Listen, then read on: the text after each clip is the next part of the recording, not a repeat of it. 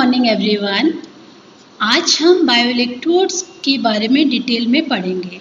इससे पहले कि हम डिटेल में पढ़ें, अभी तक जो हमने पढ़ा है उसका एक क्विक रिवीजन कर लेते हैं। ओके, हमने अभी तक पढ़ा है कि बायोइलेक्ट्रोड्स लिविंग बॉडी से बायोपोटेंशियल सिग्नल्स पिकअप करने के काम आते हैं, राइट। ये जो बायोइलेक्ट्रोड्स होते हैं ये दो प्रकार के होते हैं। बायोइलेक्ट्रोड्स सरफेस इलेक्ट्रोड या मैक्रो इलेक्ट्रोड कहलाते हैं, क्योंकि ये ह्यूमन बॉडी की सरफेस से बायोपोटेंशियल सिग्नल्स को पिक करने के काम आते हैं। और क्योंकि ये सरफेस से काम आते हैं इसलिए किसी भी तरह का हार्म या डैमेज नहीं करते हैं। दूसरे प्रकार के बायोइलेक्ट्रोड्स माइक्रो इलेक्ट्रोड या डीप सीटेड इलेक्ट्रोड कहलाते हैं। ये इलेक्ट्रोड्स साइज में छोटे होते हैं और ये बॉडी के सेल या टिश्यू को पेनिट्रेट करके उसके अंदर जाकर वहाँ से सिग्नल्स को पिक करते हैं, इसलिए ये बॉडी को हार्म या डैमेज कर सकते हैं। बायोइलेक्ट्रोड का इक्विवेलेंट सर्किट इस फिगर में दिखाया गया है। जैसा कि मैं आपको पहले भी बता चुकी हूँ कि जब भी कभी हमें बायोपोटेंशियल सिग्नल पिक करना होता है तो सबसे पहले जो स्किन है या टिश्यू है उसके ऊपर हम एक इलेक्ट्रोलाइट लगाते हैं, और electrolyte means electrode jelly, right. और उस इलेक्ट्रोड जेली के ऊपर हम इलेक्ट्रोड लगाते हैं। तो पहला इंटरफेसिंग होता है स्किन इलेक्ट्रोलाइट इंटरफेसिंग। ये जो सर्किट इक्विवेलेंट सर्किट ये दिखाया गया है स्किन इलेक्ट्रोलाइट इंटरफेसिंग का। और उसके बाद दूसरी इंटरफेसिंग होती है metal electrolyte interfacing. Means skin है, स्किन के ऊपर इलेक्ट्रोड जेली है, जेली के ऊपर इलेक्ट्रोड पेस्ट किया गया, राइट। तो पहला कनेक्शन किस किस के बीच में हुआ, स्किन या टिश्यू और इलेक्ट्रोलाइट के बीच में, और दूसरा कनेक्शन हुआ इलेक्ट्रोलाइट और मेटल इलेक्ट्रोड के बीच में। तो जो इलेक्ट्रोलाइट स्किन इंटरफेसिंग है उसका इक्विवेलेंट सर्किट ये रेजिस्टेंस R2 और C2 दिखाया गया है, और उसके कारण जो पोटेंशियल है वो E2 है। इलेक्ट्रोलाइट का जो इलेक्ट्रोड पेस्ट है उसका रेजिस्टेंस R है, और मेटल इलेक्ट्रोलाइट इंटरफेसिंग का पैरेलल कॉम्बिनेशन R1 और C1 दिखाया गया है। और E1 जो है वो इसका बेसिकली जो मेटल और इलेक्ट्रोलाइट का जो इंटरफेसिंग है उसके कारण जो पोटेंशियल है वो दिखाया गया है। इसको हम कैसे समझ सकते हैं कि जो बेसिकली जो स्किन और इलेक्ट्रोलाइट का इंटरफेसिंग है उसका ये रेजिस्टेंस है। और अगर हम यूँ बात करें कि स्किन के अंदर एक फ्लूइड है जो बेसिकली हमारा सेलुलर फ्लूइड कहला सकता है, बॉडी फ्लूइड कहलाता है, और जो स्किन के ऊपर जो है वो हमारा इलेक्ट्रोड पेस्ट है। तो इन दोनों फ्लूइड के बीच में स्किन एक डाइलेक्ट्रिक या डायफ्राम की तरह वर्क करती है, तो एक पैरेलल प्लेट कैपेसिटर बन जाता है, और जिसको कि C2 से इंडिकेट किया गया है। और इनके बीच का रेजिस्टेंस जो है इस इंटरफेसिंग का रेजिस्टेंस जो है वो R2 है, और R जो है वो इलेक्ट्रोलाइट का रेजिस्टेंस है। इसी प्रकार मेटल इलेक्ट्रोलाइट जो इंटरफेसिंग है उसका रेजिस्टेंस R1 है, और मेटल इलेक्ट्रोलाइट इंटरफेसिंग में अगर हम बात करें तो मेटल इलेक्ट्रोड और स्किन के बीच में जो इलेक्ट्रोलाइट है वो एक डायफ्राम की तरह वर्क करता है, तो एक तरह का ये पैरेलल प्लेट कैपेसिटर बन जाता है, और वो C1 से इंडिकेट किया गया है, राइट।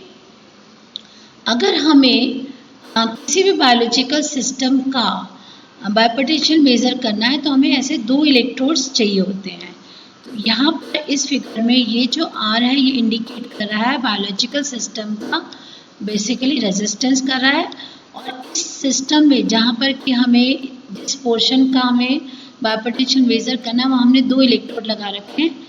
एक ये इक्विवेलेंट सर्किट है इलेक्ट्रोड 1 का, और ये इक्विवेलेंट सर्किट है इलेक्ट्रोड 2 का।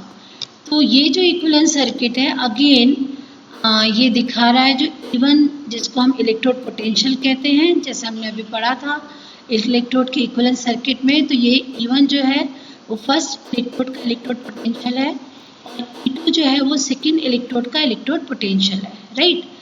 ये R3 जो है इलेक्ट्रोड 1 और बॉडी के बीच में जो हमने इलेक्ट्रोलाइट पेस्ट किया है उसका रेजिस्टेंस है, और इसी प्रकार R4 जो हमने इलेक्ट्रोड सेकेंड और बॉडी के बीच में जो हमने इलेक्ट्रोलाइट पेस्ट किया है, इलेक्ट्रोड पेस्ट इसको उसका रेजिस्टेंस है। और R1C1 इलेक्ट्रोड 1 और इलेक्ट्रोलाइट इंटरफेसिंग का इक्वल सर्किट है। इसी प्रकार R2C2 इलेक्ट्रोड 2 और इलेक्ट्रोलाइट की इंटरफेसिंग का जो है इक्वल सर्किट है।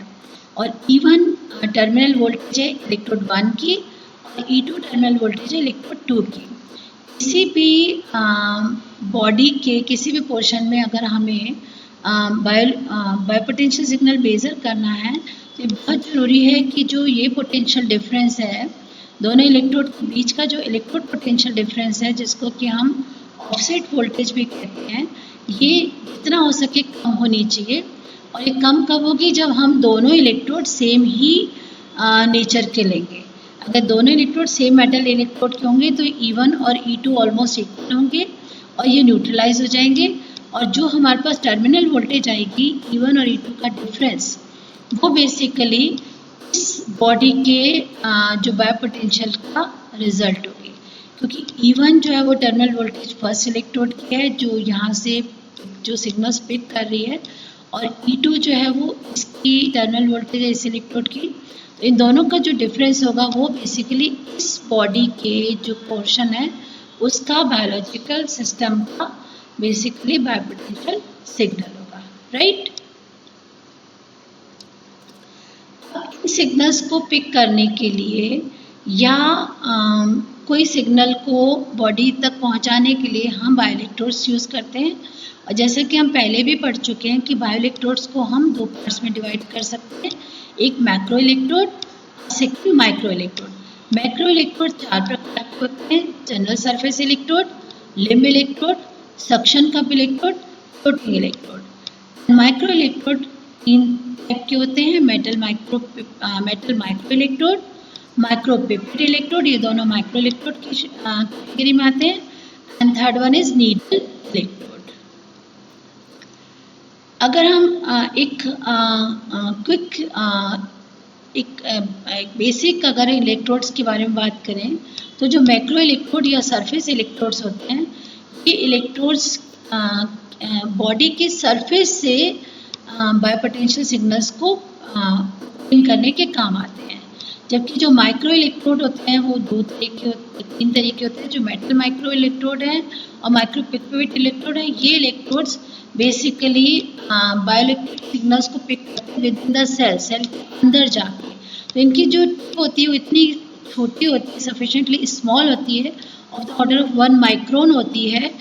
1 माइक्रो मीन्स 1 माइक्रोमीटर, यानी 10⁻⁶ मीटर, राइट। इतनी छोटी टिप होती है जो एक सिंगल सेल को पेनिट्रेट करने के काम आती है। और जनरली ये ऐसे हार्म नहीं पहुंचाती, डैमेज नहीं करती है, पर क्योंकि इंसर्ट हो रही है तो थोड़ा डैमेज तो होता ही है।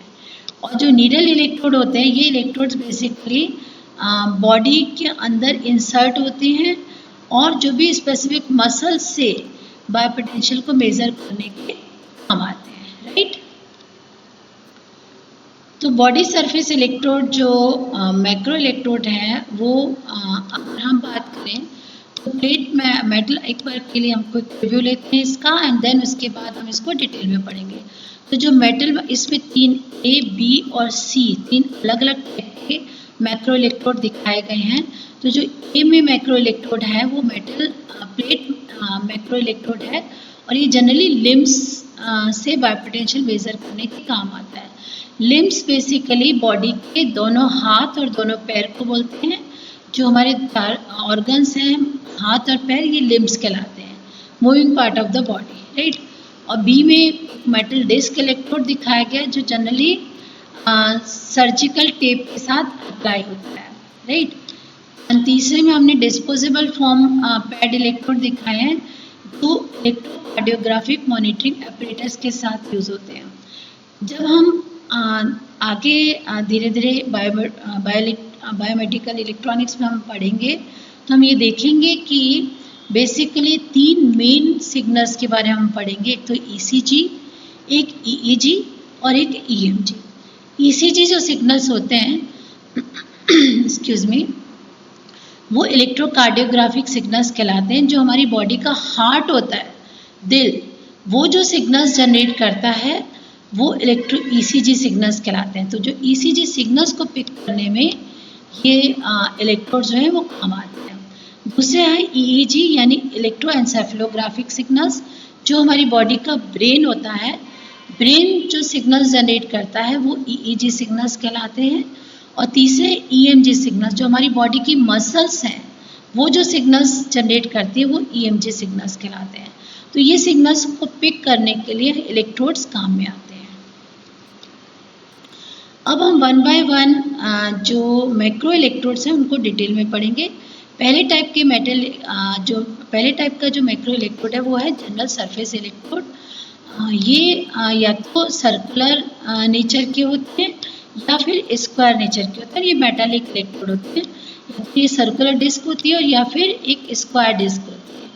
और इन इलेक्ट्रोड्स का जो एक साइड तो जो बॉडी के साथ टच होता है वो कंडक्टिव पार्ट होता है, और दूसरी साइड में हम एक इंसुलेटेड पार्ट लगा देते हैं अपर साइड में, और वहाँ से एक फिर वायर, जो कॉन्टैक्ट वायर है जिसको आगे हमें सिस्टम में देना है, क्योंकि इलेक्ट्रोड हमारे सिर्फ सिग्नल्स पिक करेंगे। अब वो उनको पिक करने के बाद मेज़र भी करना है। मेज़र करने के बाद या तो हम उसको रिकॉर्ड कर सकते हैं या डिस्प्ले कर सकते हैं। तो उस डिवाइस तक पहुंचाने के लिए जो कॉन्टैक्ट वायर यूज़ आती है वो इन इलेक्ट्रोड के साथ कनेक्टेड होती है, राइट।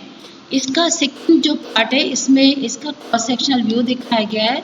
आप ये इजीली देख सकते हैं कि स्किन के ऊपर जब इस इलेक्ट्रोड को लगाया जाता है तो पहले इलेक्ट्रोलाइट जेली लगाई जाती है। इलेक्ट्रोलाइट जेली के बाद इस इलेक्ट्रोड को उसके ऊपर रखा जाता है। तो जो कंडक्टिव पार्ट है वो तो स्किन और इलेक्ट्रोलाइट के कॉन्टैक्ट में आता है, और इसके ऊपर जो नॉन कंडक्टिव पार्ट है, विद्युतरोधी आवरण जिसको लिखा गया है यहाँ पर, वो इसके अपर साइड में होता है। यहाँ ये मेटल डिस्क है, और यहाँ से आप देख सकते हैं कि जो इंसुलेटेड कवरिंग के साथ वायर है जो मेटालिक है, जिससे कि जो भी सिग्नल इलेक्ट्रोड पिक कर रहा है वो आगे सिस्टम को दिए जा सकते हैं, राइट। नेक्स्ट मैक्रो इलेक्ट्रोड है वो लिम्ब इलेक्ट्रोड है। जैसा कि मैं आपको पहले भी बता चुकी हूँ, हमारी बॉडी के लिम्ब्स जो हैं वो हमारे दोनों हाथ और दोनों पैर हैं। तो दोनों हाथ और दोनों पैर से जब हम ईसीजी सिग्नल्स पिक करते हैं, आपको जब मैं ईसीजी के बारे में बताऊंगी, ईसीजी मशीन के बारे में पढ़ाऊंगी, तब मैं बताऊंगी कि किस तरह से हार्ट के सिग्नल्स को हम बॉडी के सरफेस से भी पिक कर सकते हैं। तो ऐसी कंडीशन में हम चारों लिम्ब्स के ऊपर इलेक्ट्रोड पेस्ट करते हैं और चेस्ट पे भी इलेक्ट्रोड पेस्ट करते हैं। तो जो लिम्ब पे इलेक्ट्रोड पेस्ट करते हैं, मैक्रो इलेक्ट्रोड पेस्ट करते हैं, उनको हम लिम्ब इलेक्ट्रोड बोलते हैं। ये सरफेस इलेक्ट्रोड ही होते हैं, मेटल के बने होते हैं, और ये भी या तो सर्कुलर शेप में या रेक्टेंगुलर शेप में होते हैं। और इनमें भी कॉन्टैक्ट वायर जरूरी चाहिए, हर इलेक्ट्रोड के साथ चाहिए कॉन्टैक्ट वायर, कि जो भी इलेक्ट्रोड सिग्नल पिक कर रहा है उसको इस वायर के माध्यम से जो डिवाइस है, मेजरिंग डिवाइस है, चाहे वो रिकॉर्डर है और चाहे वो डिस्प्ले डिवाइस है, उस तक सिग्नल को पहुंचाया जा सके। क्योंकि हमारे लिम्ब जो है, दोनों हाथ और दोनों पैर, वो मूवेबल पार्ट हैं बॉडी के, तो उसमें मूवमेंट काफ़ी होता है। तो मूवमेंट आर्टिफैक्ट्स को कम करने के लिए इन इलेक्ट्रोड्स में, लिम्ब इलेक्ट्रोड में हुक के माध्यम से एक वेल्क्रो इलास्टिक स्ट्रेप भी लगी होती है, जिसकी हेल्प से हम लिम्ब के ऊपर जब इलेक्ट्रोड पेस्ट करते हैं तो वेल्क्रो इलास्टिक की हेल्प से हम उसको टाइट कर देते हैं, राइट। ये जो लिम्ब इलेक्ट्रोड है ये जर्मन सिल्वर, निकल सिल्वर और निकल प्लेटेड स्टील के बने होते हैं, और इनका जो इम्पीडेंस होता है वो 10 हर्ट्ज के सिग्नल पे 2 किलो ओम से 10 किलो ओम तक का होता है। तो इनका इम्पीडेंस कंपैरेटिवली जो है, कॉन्टैक्ट इम्पीडेंस कंपैरेटिवली कम होता है। और कॉन्टैक्ट इम्पीडेंस जैसा कि हम जानते हैं कि एरिया के, जो सरफेस एरिया के इन्वर्सली प्रोपोर्शनल होता है, और क्योंकि इनका सरफेस एरिया काफ़ी है, ज़्यादा होने की वजह से इनका कॉन्टैक्ट इम्पीडेंस कम होता है। और मोमेंट आर्टिफैक्ट्स को रिड्यूस करने के लिए हमें कॉन्टैक्ट इम्पीडेंस कम ही चाहिए होता है। तो ये इलेक्ट्रोड्स लिम्ब से ईसीजी सिग्नल्स को मेज़र करने के काम आते हैं। नेक्स्ट हमारे मैक्रो इलेक्ट्रोड्स हैं suction cup electrode and floating electrode. पहले हम सक्शन कप इलेक्ट्रोड के बारे में पढ़ेंगे एंड देन फिर हम फ्लोटिंग इलेक्ट्रोड के बारे में पढ़ेंगे, राइट। सक्शन कप इलेक्ट्रोड में बेसिकली ये एक ग्लास कप है जिसकी की सरफेस के ऊपर एक मेटालिक रिम लगी, एक रिंग टाइप है। ये ओपन है, ये बेसिकली पूरी की पूरी शीट टाइप नहीं है, सिंपल ये एक रिंग है, ये हॉलो रिंग है, राइट। और इस ग्लास बल्ब के ऊपर एक रबर बैलून होता है, राइट। यहाँ ये एक बॉल दे रखा है जो कि हम कह सकते हैं इसको वैक्यूम रिलीज नट है, और यहाँ से वो टर्मिनल वायर जा रही है। जो भी सिग्नल्स पिक करेगा ये इलेक्ट्रोड, वो सिग्नल्स को मेजरमेंट के लिए आगे डिवाइस पे देने के लिए इस वायर के थ्रू सिग्नल्स को कैरी किए जाते हैं, राइट। तो ये इलेक्ट्रोड बेसिकली जब ईसीजी सिग्नल्स को चेस्ट से मेज़र करने होते हैं, चेस्ट से जो ईसीजी सिग्नल्स को मेज़र करने होते हैं उसमें यूज़ किया जाता है, क्योंकि चेस्ट का साइज़ बहुत बड़ा होता है, वहाँ पर हम लिम्ब इलेक्ट्रोड्स को यूज़ नहीं कर सकते हैं।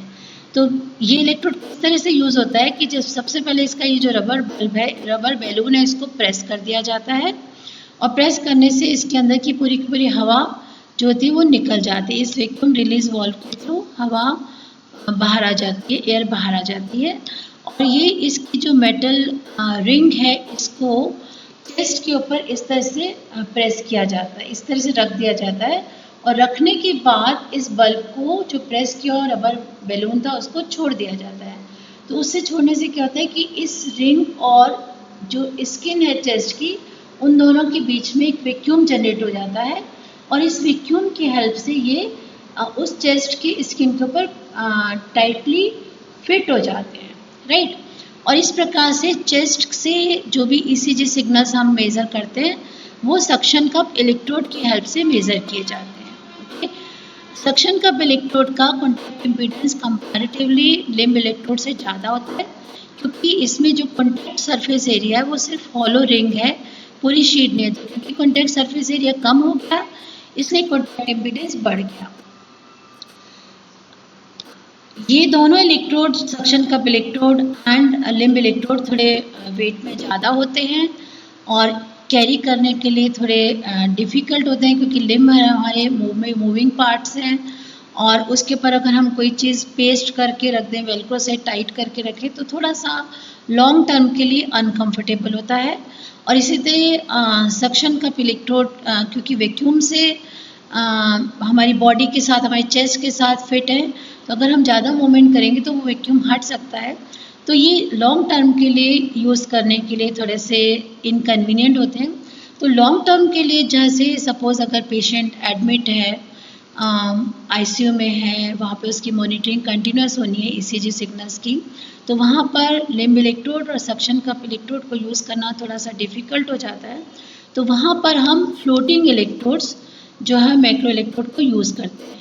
ये फ्लोटिंग इलेक्ट्रोड्स बेसिकली रबर और प्लाई बहुत लाइट वेट होते हैं, इसलिए कैरी करना पेशेंट के लिए लॉन्ग टर्म के लिए ईजी हो जाता है। ये बेसिकली रबर या प्लास्टिक के एक कप हैं जिसको हम या तो इन्वर्टेड कप बोल सकते हैं, या ये एम शेप इन्वर्टेड कप होते हैं, जिनकी की इस साइड पर एक मेटालिक रिंग लगी होती है जो कॉन्टैक्ट सरफेस पे होती है, और इनके अंदर इलेक्ट्रोड जेली भरी होती है, और इन्फेक्शन ना हो इसके लिए इसकी सरफेस के ऊपर एक एडहेसिव स्ट्रिप लगाई जाती है। ये बेसिकली डिस्पोजेबल टाइप के इलेक्ट्रोड होते हैं, इनको हम इलेक्ट्रोड पेस्ट को हम दोबारा भी इसके अंदर सिरिंज के माध्यम से भर सकते हैं। सिरिंज जैसे इंजेक्शन लगाया जाता है, ऐसे इलेक्ट्रोड जेली भी इसके अंदर पेस्ट की जा सकती है। तो ये डिस्पोजेबल इलेक्ट्रोड्स होते हैं। इनके जो जब भी इसको यूज़ करते हैं, इसका एडहेसिव स्ट्रिप को हटा के एंड बॉडी के जिस भी पार्ट में है उसके ऊपर जैसे ही रखेंगे तो ये एडहेसिव स्ट्रिप हटते ही वो एक तरह से पेस्ट हो जाते हैं। तो ये कैरी करना कंपैरेटिवली लॉन्ग टर्म के लिए इजी होता है। ये सक्शन कप इलेक्ट्रोड को मैं एक बार आपको दोबारा दिखा रही हूँ। जैसे कि मैंने आपको बताया था कि ये हॉलो होता है, यहाँ से आप इसमें इजीली देख सकते हैं इस फिगर में। ये इसका रबर बल्ब है, ये लीड वायर टर्मिनल है, और ये नट है जिससे कि हम वैक्यूम जो एयर है उसको रिलीज़ कर सकते हैं जब इसको प्रेस करते हैं तो। और ये इसकी कॉन्टैक्ट सरफेस है, आप इजीली देख सकते हैं ये हॉलो है क्योंकि अंदर आपके बल्ब नज़र आ रहा है, राइट। तो ये क्योंकि इसका हॉलो रिंग या कॉन्टैक्ट सरफेस है इसलिए इसका जो कॉन्टैक्ट इम्पिडेंस कंपैरेटिवली लिम इलेक्ट्रोड से ज़्यादा होता है, पर लॉन्ग टर्म के लिए हम फ्लोटिंग इलेक्ट्रोड्स को यूज़ करते हैं। तो अभी तक हमने मैक्रो इलेक्ट्रोड्स पढ़े हैं। तो हम माइक्रो इलेक्ट्रोड्स के बारे में पढ़ेंगे। जैसा कि मैं आपको पहले भी बता चुकी हूँ, माइक्रो इलेक्ट्रोड्स 3 प्रकार के होते हैं। एक मेटल माइक्रो इलेक्ट्रोड, इसमें तीनों तरह के माइक्रो इलेक्ट्रोड दिखाए गए हैं। नंबर 1 है मेटल माइक्रो इलेक्ट्रोड, सेकेंड है micro pipette electrode and third है नीडल इलेक्ट्रोड, राइट। तो मेटल माइक्रो इलेक्ट्रोड जो है वो बेसिकली एक सॉलिड ग्लास प्रोब होती है। उस ग्लास प्रोब के ऊपर इलेक्ट्रोलिसिस प्रोसेस के द्वारा गोल्ड या प्लेटिनम की प्लेटिंग की जाती है। वो टिप से लेकर टर्मिनल तक की जाती है। इलेक्ट्रोलिसिस के माध्यम से गोल्ड या प्लेटिनम की प्लेटिंग इसके ऊपर कर दी जाती है और उसके ऊपर हम जो रेजिन या कोई भी इंसुलेटिंग मटेरियल को इसके ऊपर पूरा का पूरा कवर कर देते हैं, खाली टिप को छोड़ देते हैं। जब ये मेटल माइक्रो इलेक्ट्रोड को यूज़ करते हैं तो इसकी टिप जो है वो बहुत छोटे साइज़ की होती है, of the order of 1 micron होती है। तो ये इजीली किसी भी बॉडी के अंदर इमर्ज की जा सकती है, किसी भी सेल तक इसको पहुंचाया जा सकता है और इसके माध्यम से जो भी बायोपोटेंशियल सिग्नल्स है वो पिक किया जाता है और जो सिग्नल्स पिक होते हैं वो इस मेटल जो है इस ग्लास प्रोब के ऊपर जो ग्लास प्रोब के ऊपर जो मेटल अपना गोल्ड प्लेटेड और प्लेटिनम मटेरियल लगा हुआ है उसके माध्यम से टर्मिनल तक वो सिग्नल्स आ जाते हैं और आगे मेजरिंग डिवाइस को दे दिए जाते हैं, राइट। दूसरे टाइप के माइक्रो इलेक्ट्रोड जो है वो माइक्रो पिपेट इलेक्ट्रोड हैं।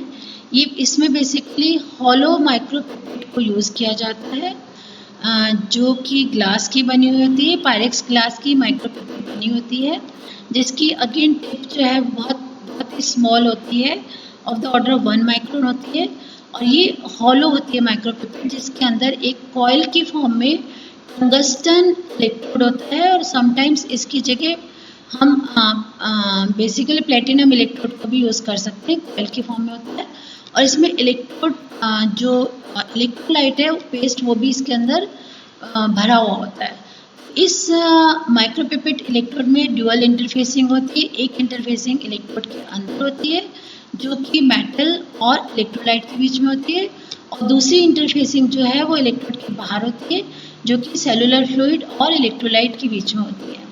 तो जो भी सिग्नल्स को पिक किए जाते हैं वो सिग्नल्स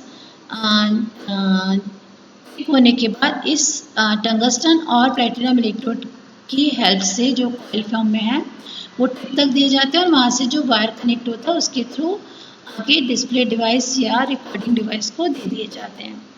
तो ये दोनों इलेक्ट्रोड जो है वो सेल के अंदर जाकर बेसिकली सेल को पेनिट्रेट करके बायोपोटेंशियल सिग्नल मेजर करने के काम आते हैं। तीसरे टाइप के जो माइक्रो इलेक्ट्रोड हैं वो नीडल इलेक्ट्रोड हैं। ये बेसिकली एक हॉलो नीडल होती है, अगेन इसका टिप बहुत स्मॉल होता है, of the order of 1 micron होता है और इसको सबडर्मल नीडल इलेक्ट्रोड भी बोलते हैं। ये जो इलेक्ट्रोड होते हैं ये जनरली बॉडी के अंदर पेनिट्रेट करके सिग्नल्स को पिक करने के काम में आते हैं। जैसे ईईजी सिग्नल्स हैं, जब ईईजी सिग्नल्स को पिक करना होता है तो ये नीडल क्या होती है कि जो ब्रेन की स्किन को पेनिट्रेट करके स्कल तक जाती है, खोपड़ी जिसको बोलते हैं अपन, स्कल तक जाती है और उसके बीनीथ जाके सिग्नल्स को पिक करके एंड टर्मिनल वायर तक देती है और वहाँ से फिर रिकॉर्डिंग डिवाइस को दिया जाता है जिससे कि ब्रेन जो सिग्नल जनरेट करता है उसको भी मेज़र किया जा सकता है।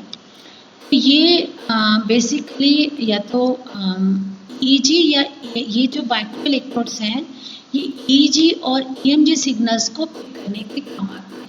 मैक्रो इलेक्ट्रोड्स जो हैं वो ईसीजी सिग्नल्स को पिक करने के काम आते हैं और माइक्रो इलेक्ट्रोड्स जो हैं वो ईजी जो ब्रेन के सिग्नल्स हैं और EMG जो मसल सिग्नल जनरेट करती है उनसे सिग्नल्स को पिक करने में काम आते हैं। तो मैक्रो इलेक्ट्रोड्स में क्योंकि कंटैक्ट सरफेस बहुत कम है, ऑर्डर ऑफ 1 माइक्रोन है, तो इनका जो कंटैक्ट इम्पीडेंस है वो बहुत हाई होता है।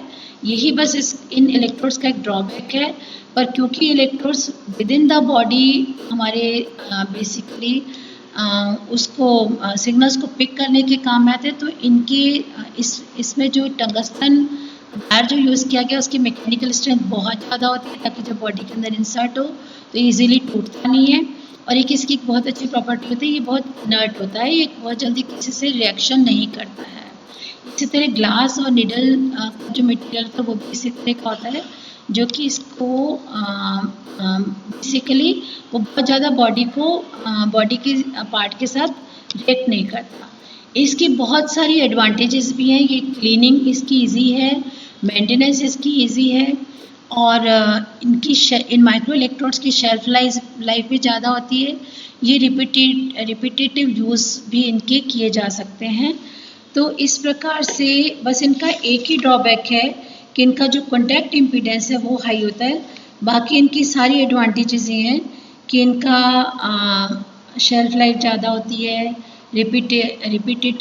रिपीटेटिवली यूज़ किए जा सकते हैं, मेंटेनेंस इजी है, क्लीनिंग इजी है। तो ये इलेक्ट्रोड्स जो है वो इजीली EEG और EMG सिग्नल्स को पिक करने के काम आते हैं। होप आपको इलेक्ट्रोड्स के बारे में जो मैंने समझाया है, मैक्रो और माइक्रो इलेक्ट्रोड्स के बारे में, आपको बहुत अच्छे से समझ में आ गया होगा।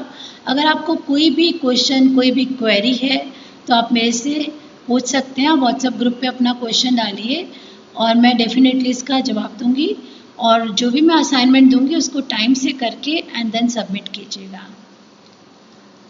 Thank you so much. Okay, all the best.